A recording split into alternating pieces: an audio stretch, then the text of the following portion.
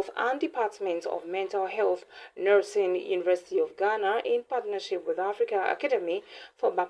Public Health and Being, held a dissemination program on mental health education for the well-being of young people within the age of 10 to 24 years in Ghana by working closely with practitioners,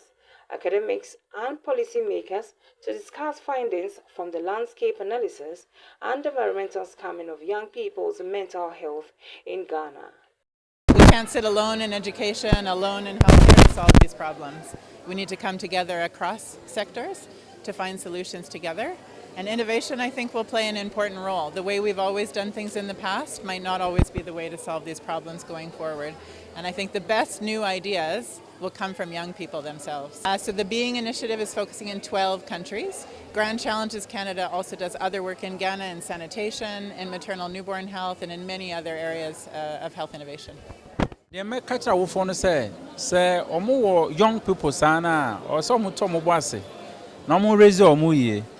nse ni ma bi o ha omo ye a etimi afeto be bi omo nim e bi ne se wasoma akora na wanko ana e bia okoye bet ne o se oye no wanye ni ye to ba na wabu no afenze e bia nsema anya asem na wo ka na wo de wagimi na wo de wase na wo de score akọ wabon sanu me nyina ya de a o kan na wo ya later no mo dwi ho pa obi asem nyo obi asem abon obi asem de me bibia enye ye ente de mo no mo dwi ho sa no obetina ajetun se nde sade a mabon menye bibia nso a enye ye nde sade a ehun ya asem eden me ka atasefo hu bi nde sade a me committee suicide eno na ni suicide nkitinkiti ba young people abrabo no nti awofo ne do say etimi obo ase na yen kasa enkyere yen manumu ye yen steady won yen che omase obi oho bibi ha no ontimi nka beso hu se waye dimpe ben no bisane so kofi ama de na yo enne anandro me hu se waye dim bibi ana optimi yesa obi na no bisa bibi ha no kra obeka na etimi ye sa de we ntema ebetimi asino ma bebre kwan se ense o mabrabo se bullying aye obi ha obi ane pakono empe bet unso a untimi nya ho hwe ebia se pakono ahonde so ana wonda fofo betimi aka boma bu wonti no na wa edin ye hwe data no ofa student be 10 4 obi a omoye bullying na ye kan depression so mental health issue a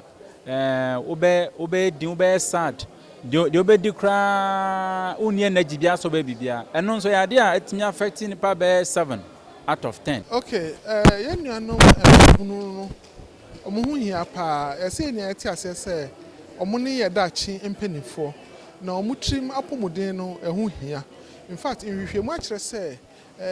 omo di sanfie na omo apomuden no ehu ha etich because omo nipadua na nkasa nsakaya ebamu ene omo adisuamu ene empotemu anante no de hauba ohwe na nsen a ohwe the way a chacha to no akoso social media ekoso ninia de how bebre ebromo cyberbullying ade nia ebromo in fact omutirim apomuden no ehu hia enu nti na ye sa hwehwemu se ebehu dia ekoso efa omo in fact ye na omo kasa na omo eti asese ne ma bebre ha omo but ne kwakwa ne se ye ma omo ti ase etirim apomuden no den ne kire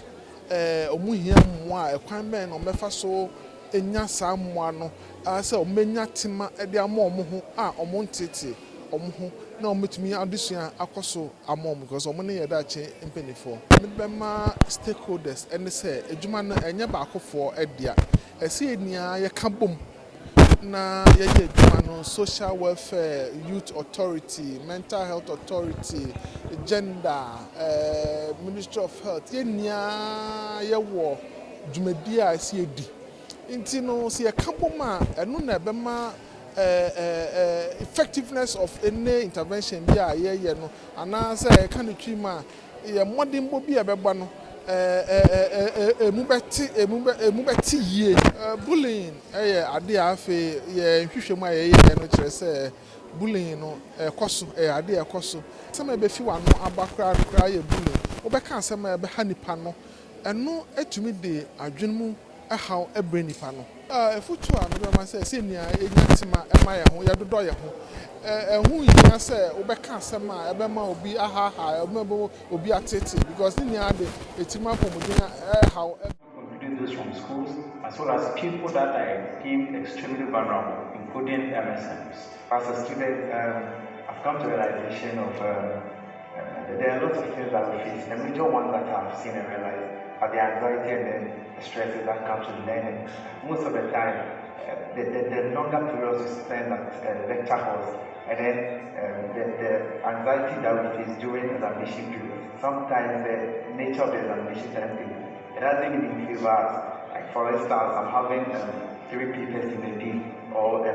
Saturday, Sunday, I'm having papers continuously. I mean, you can imagine the kind of things that I go through as a student. So because of this, and most of the time, some of them, I mean, if you come, if it's on record, you can ask some of the lecturers here. Some students don't even show up to the examination. I remember last semester, a particular paper, to my right, about 4 people did not show up, and I was wondering. And you can realize that based on certain things that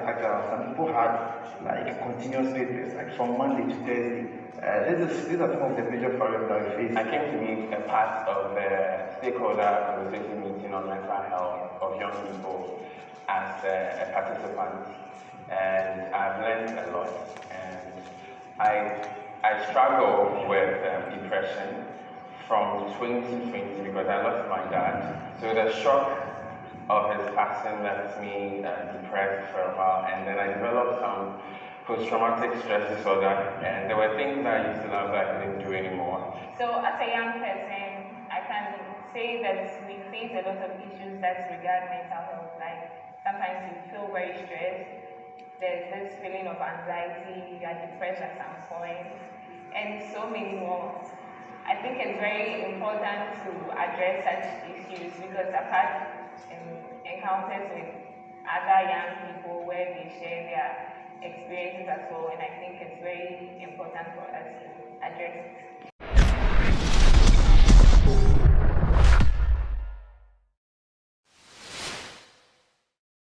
Thank you for watching Nation One TV. Kindly subscribe for more news updates.